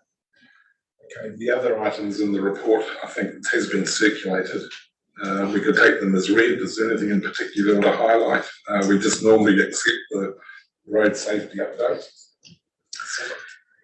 Nothing particularly that I wanted to bring to the committee's attention in lights. Probably the main thing to note is the New Zealand freight strategy. So this is something that we submitted to when it was in development last year. So it's great to see that strategy now finalised. Just a note to the committee that it has no significant implications for us. It aligns well with what we're doing in the RLTP space. Commissioner Silver. Thank you, Chair. I'm very happy to move the Chairman's report, but before I do, just in terms of any other comments on the GPS, I didn't raise it when you put the slide up on funding, but I think we need to be very strong in expressing our views about the need to increase the level of funding, and I would argue being open to alternative funding methods and considering them for the future. So, and I'm specifically referring to user-pays road pricing when I make that comment. So, Commissioner Selwood, are you happy to move the recommendation on page 14 with the second recommendation, as we highlighted earlier, that the Regional Transport Committee delegates to the Chairman to send a submission on behalf of the committee before September the 15th? And I noted here that this to be circulated to all members for comment and input prior to or with that effect. Happy to move that, Chair. Okay, right. His Worship Mayor Denia, any further speakers for or against? There being none, I'll put it. All those in favour, please say aye. Against, carried. Moving on. And if David's stuck in file, the next one on stage is Jessica. Go for it. And take some time on this. This is another very detailed report. Very important. Thank you for that guidance, Chair. And then you've got the, I don't know, just quickly, but. Jess, happy to take questions through. Yeah, I'm very happy to various. take questions as I go. Okay, We'll so cover a range of topics that's pretty good. hands up, everybody, both on Zoom and in the room. So go for it, Jess. Thank you, Chair. Through Chair. So this is the normal format of a number of national updates, and then I've got some regional updates on some of the things happening in the region for you. So probably first cab off the rank is the existing National Land Transport Program, so that will end 30 June next year. We are working with your staff at the moment and updating the funding forecast and trying to get them as accurate as possible. Never-ending battle on that one for all of us, I think. And we really need that indication of what's not going to be completed. It's fair to say that funding is very tight and revenue against spend is tight, so we're working really hard to understand exactly what is going to be spent so we can understand where we can reallocate funding, and magically maybe one day there'll be a little bit left over that we can offer for key things, but at the moment the focus is very much on that reallocation and making sure we have available funds to continue what's committed, and minimising what we need to carry forward into the next National Land Transport Program to open that up for new activities as we move forward. And thank you to all your staff who are working on this. I know it can often be a challenging task. So I'm not going to talk about the GPS, we've already been through that, but obviously that is out and open for feedback. Behind the scenes, what I am leading with my team is the preparation of our piece of the National Land Transport Program puzzle, which will come to you as this committee, which is the State Highway Investment Proposal, will be put forward in proposed state highway activities that can then go into the Regional Land Transport Plan. So we've been working on that and talking with your staff and committees for some time on that. I don't think you should expect any surprises. It's all things that we have heard from you are your priorities over the last few years and align with the priorities that you've identified to us either through TSP, smart growth, or through those regional conversations with a focus on some of those key priority areas identified. We expect to release the draft in September, but we're working with all your staff on showing them what's in there and checking that with them to make sure that it should be a very unsurprising release for everyone.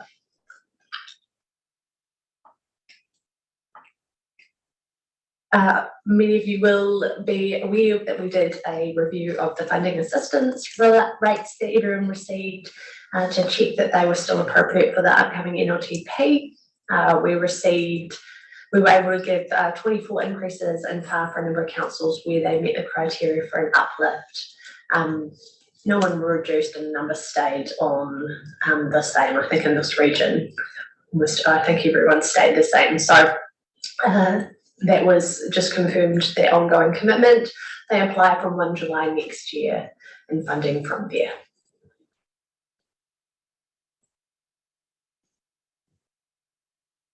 The interim state highway speed management plan. So we're in the certification process for this at the moment. And that ensures that there's kind of an independent check done on that to make sure we've got it right. There's a huge, while it's focused on the top 1%, it's still a huge amount of work that we will see changing on the network. There's a real prioritisation around schools and marae. So 267 school changes along huge areas around the country, particularly when we see some of those rural schools. 10 around marae, we were, Hapu and Emi have indicated support for that. 16 new intersection speed zones, and some of those will be in this region, including all the Kaimais. There'll be speed limit changes on a number of urban state highways and some rural state highways. And there'll be further work. Now that we've almost done this, we're already starting on the kind of longer term state highway speed management plan. And the real focus is where is it the communities and the councils and the stakeholders are saying we want the change and focusing to go and give that where it's being requested. And that's the top priority at the moment. And obviously we have a number of communities that are kind of calling out for that.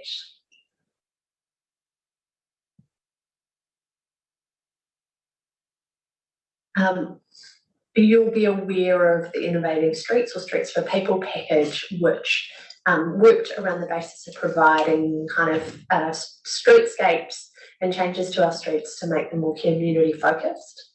We've been really pleased to be able to make some legal changes now to the relevant land transport rules to enable this and make it much easier for people to do and implement, to provide these kind of safer, attractive options for people, particularly around your walking, cycling and public transport.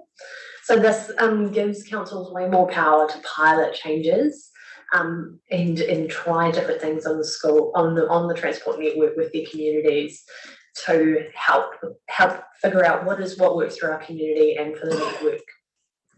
It allows things like closing streets for family-oriented events. So one of the things we had challenges, you'd have streets, a cul-de-sac that wants to have a family barbecue or a street party at Christmas, and you couldn't actually give them the ability to close the street for that even when all the residents wanted it. So we've been able to just make a pragmatic change to enable those sorts of things. And then it's given much better powers to councils, particularly to manage the traffic around schools, which we know is obviously, again, a hot topic. So as somebody who was previously in the legal team and understood how much frustration these caused for everyone, I'm equally very excited to see such simple but important changes made that just allow us to do smart, safe things more easily.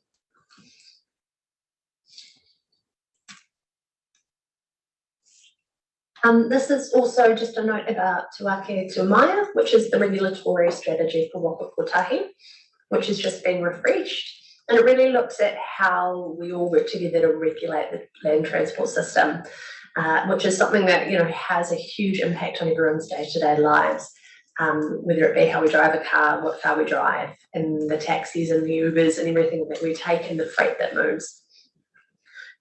So this allows us to build on some changes that we've had, the legislation, particularly around the direct for land transport, changes in regulatory funding and financing and fees, and broader government strategy and outcomes to ensure that we've got the right balance in being both a firm and a fair regulator. It's also really closely aligned with our Te Ao Māori strategy, Te Ara Kotahi. I'm sure we've got good practice as a regulator. We're taking that long-term view and we're focused on what matters most. So we've got a real risk focus in how we do that work.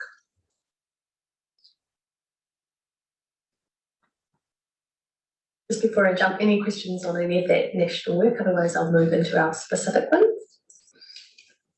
It's Worship Mayor Daniel. Just a question on the speed management plan for state highways, and how's that fitting in with the speed management plans that local authorities will be doing? So previously there's been a bit of misalignment with state highways changing down to 80 and local roads be 100, and it was confusing for the public. So how's that integrating together? So with the interim changes, we've kind of had a statutory deadline on that, which has made that integration harder. And I think with the change around the 1%, we see that quarters up. With now that we'll do that, but now as we shift to those longer term state highway strategy, speed management, and then the local road speed management, the hope is we can now start to align those into a regional story, so we're not getting that confusion and I think some of the disincentives that come with that misalignment. Thank you. Keep going, Jess. Right. It's, what is it, tomorrow? 1st of September. So earthworks season starts. So it's going to be a very busy summer. I think that's our resounding message. We've got an enormous amount of maintenance to do, and that is needed, as we all know, on the network. And there's a lot that didn't manage to get done last summer because it rained so very, very much. So we've got a huge amount that we're trying to do all across the network. And so, you know, from tomorrow, but certainly in the coming weeks, you're going to see a real increase in the number of crews that are out there doing as much kind of prep work as they can over September. As the weather and the temperatures improve, there's more and more we can do.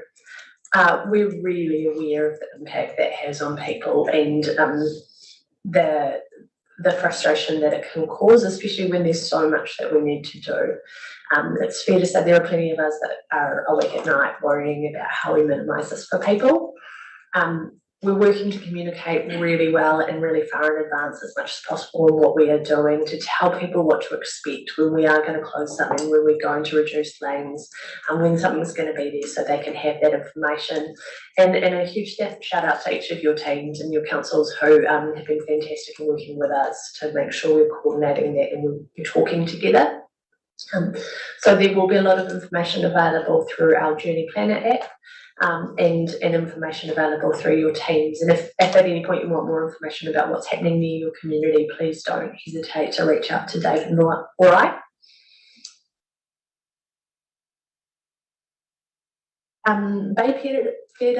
Bay Park to Bay Fair. So hopefully everyone's had a chance to drive up the 4th ramp, which is now open. So we now have the Bay Park interchange is fully open with all 4 ramps operating. And Truman Lane has been able to be removed as a detour route, so that can be restored to its normal function. We're still working towards completion at the end of this year, later on this year. And what we'll see is a few changes to the layout happening quite quickly at the moment as we finish bits and move people around so we can finish the next bit. So that's the main thing, is just making sure we've got really strong communication so people are really aware that it's going to be different again, and that will keep happening. We do the switches at night, so it's really about having the signage and the awareness for people that the change is coming. As someone who's out there myself, it seems to be a really strong awareness from people that the next change is coming. But as we have lots of little ones coming through, we're just going to really have to push that and to get those speeds down as people get used to the changes. But it's all for the good cause of getting it fully open, and we're already seeing huge improvements here in movement. As we've got, the key parts of it open at the moment and those flyovers functioning. So, it's steady progress and we're definitely getting there.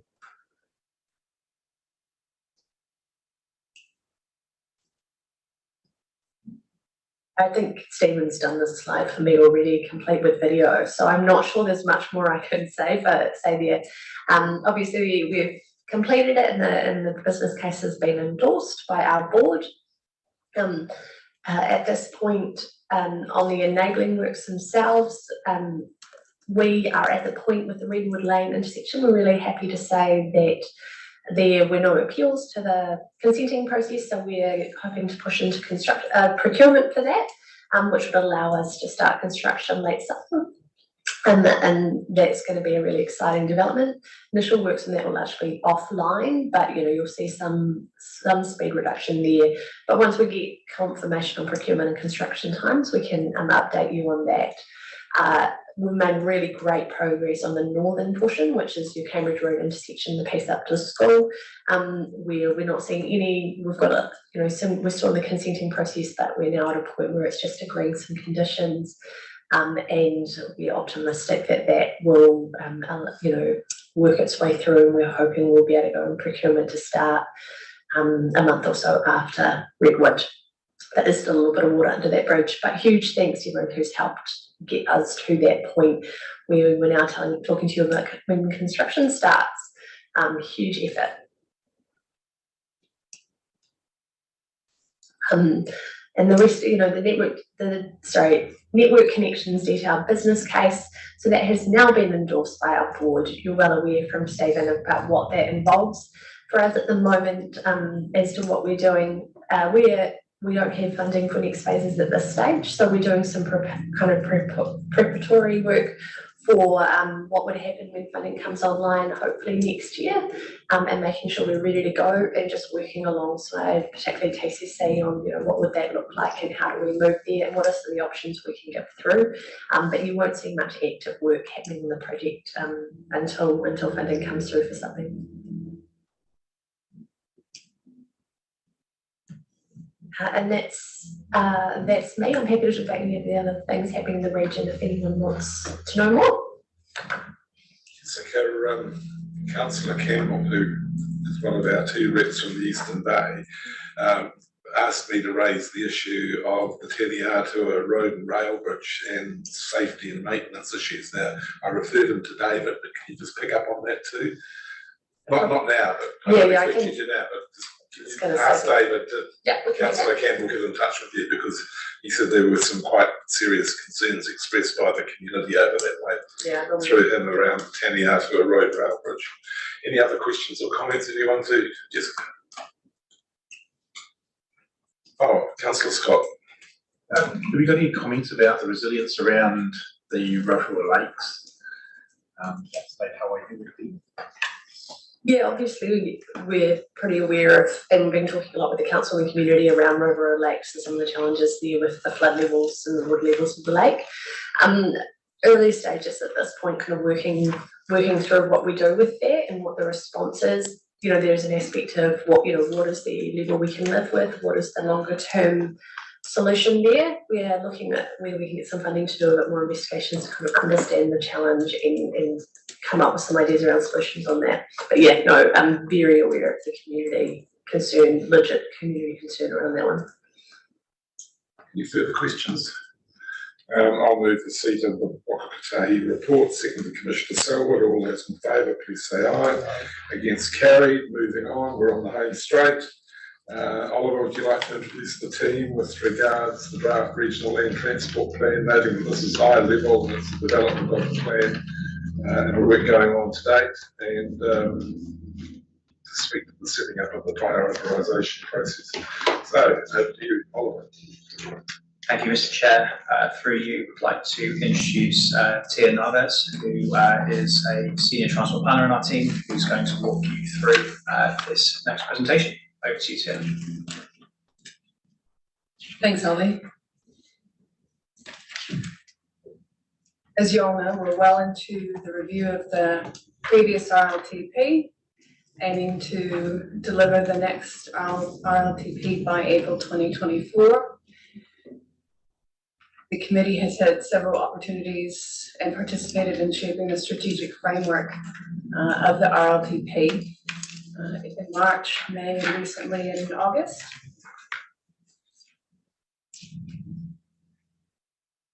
Staff received some very helpful and detailed direction from the committee earlier this month.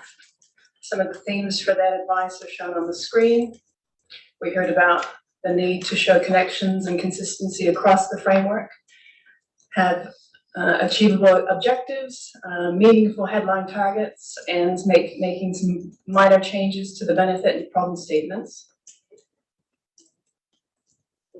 We've gone away and revised the strategic framework and provided it through the report for you to note. As well, we have updated the list of policies endorsed by the RAG and have reflected this in the report. This updated list just shows the change in strategic direction since the last RLTP. So with this revised version, this is what staff will use for the prioritization process. The report also seeks approval for the overall prioritization process and approach. So you see on the screen is the timeline and the meetings. There will be 4 key meetings from October to December, and 2 of these meetings are specific to the RTC. So we've planned for a workshop in November where the RTC will consider, discuss, and moderate the expert advisory group's advice around the prioritized list of significant activities and projects. And then we've planned an RTC meeting in December at this time for the RTC to approve the draft RLTP for public consultation. The proposed prioritization approach has 2 main components. The first component it relates to the agreed parameters about what types of activities and projects will be included in the process. This hasn't changed since the last RLTP process and is largely informed by legislative requirements. The second component is the ranking of projects and activities, as well as the testing and discussion of different scenarios to develop advice for the prioritized list.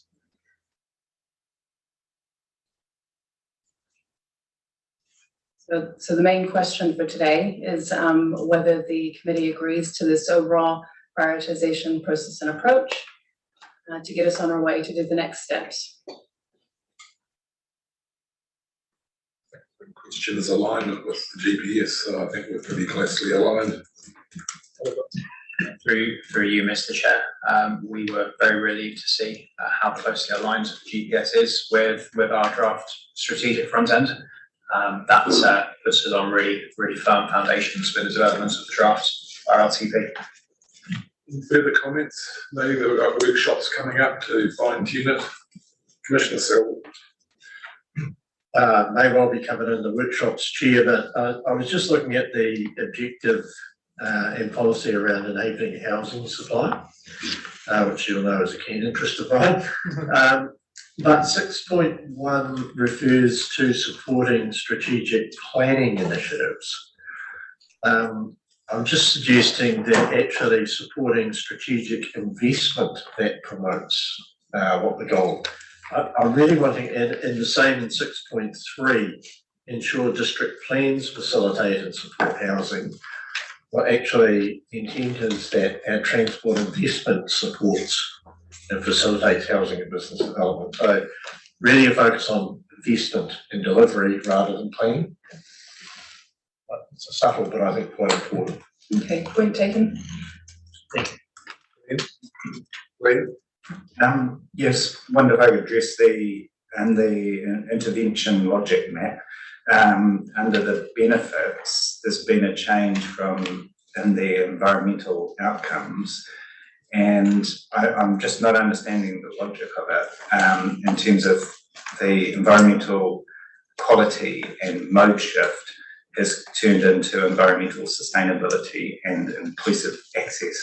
And I think there's a lot of research that there can be conflicts between all these different areas, and one of them is often between improving accessibility and improving environmental outcomes. I mean, the extreme is people don't move around, it's better for the environment, etc. So I don't understand the logic there. And I remember Councillor Shirley in a workshop suggesting that it be 25%, just stick to the environmental outcome and reduce the number to 25. I'm not trying to relitigate what the committee's already said, but it doesn't make sense to me to now sort of shoehorn inclusive access in there when it makes a lot more sense surely in the prosperity, well-being, etc. in that area. Comments, team? Through you, Mr. Chair. So all we're asking of the committee today is to note the progress made.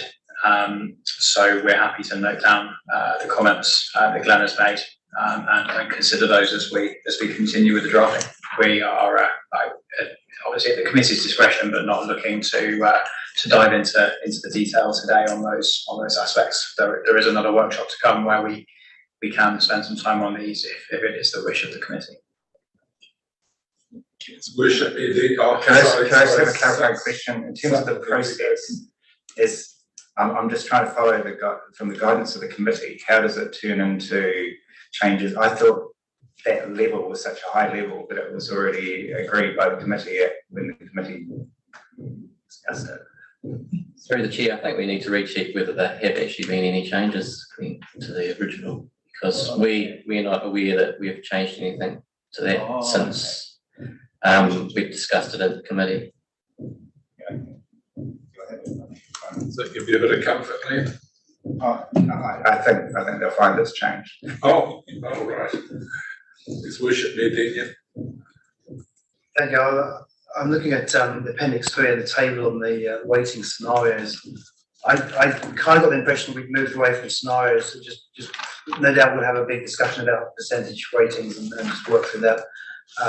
But if this is just about demonstrating the sort of percentages distributions you could go with, that's fine. But I would be cautious about just opting for a scenario and limiting our choice in that way. So through the chair, it's a complicated process. The thing that we need to understand is, depending on how hard you pull different levers, to what extent will that change the prioritisation. What we heard from the workshop we had at the start of this month was that the committee didn't want to nail down set scenarios that we would test. So we've left it incredibly open. So you'll see one thing that the committee did recommend was that we came at this with equal weightings across priorities. So that will be our starting point, but really want to give you a flavour of, well, if you start to pull different levers, how, it might not, but how could that start to change the prioritisation. Thanks. Any further questions or comments? Brian, you will get back to this one. Councillor Scott. To what extent are financial constraints playing a part in your thinking at the moment? Because obviously that'll be, different levers will have different funding implications, and all the signals are that finances are going to be tight.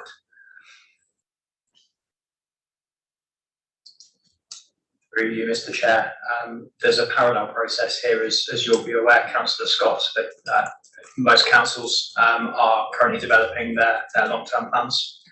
The majority of activities in here will require local share funding. So there are two aspects to this. One, does Waka Kotahi / NZ Inc. want to fund the activities? And two, is there the ambition at a local authority level to provide the local share? So that's the point where that sort of affordability plays out. Guess I don't want to get into a situation where we say, well, this would all be wonderful, and then find that we are cutting back from what's wonderful and having to choose, and it's always harder to lose something than to gain, than to choose to put something on. So it'd be interesting to say, what is that base? What is, if we were just skin and bones, what would be that scenario? Through the chair, I think the best way to do this would be to go through that prioritisation first, and then secondly bring across the lens of affordability. I think we need to start at the top of the funnel and work our way down, and that's the way forward I would recommend. and that's what the framework allows for. Just remind the committee of workshops and other forums going forward between now and sign-up. So this year, Tia, if you wouldn't mind just jumping back a couple of slides.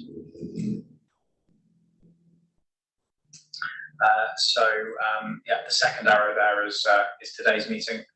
So from that point, there are several technical meetings with the regional advisory group.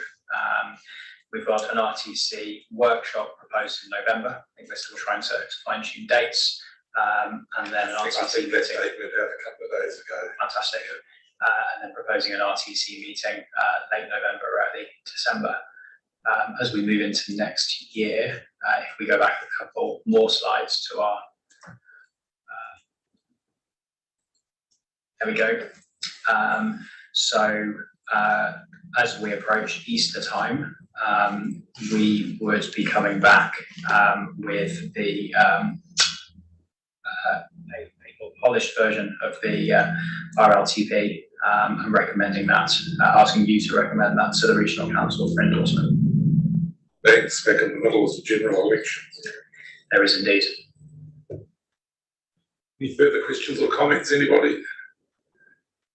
Being none, there's some recommendations on page 37, which I'm happy to move. Seconded Commissioner Selwood. All those in favour, please say aye. Against, carried. We're nearly there, everybody. We now come to verbal updates. And is there, normally we just focus on external members and advisors, but generally around the table or on Zoom, anything at all anyone would like to put on the table at this opportunity? Glenn, you're normally pretty hard to keep. Are you all right? Health all right? Okay. We wish that the attached anything at all. Can you hear us? Nothing at all. Okay. Angus, anything? No. Rail's happy. Okay. No one on Zoom. Okay. That's the end of the meeting. So thank you, Ollie. Thank you, Amanda. Thank you all for your support today. And we'll leave it start. Have a good day, everyone. And all the best for Monday, Commissioner.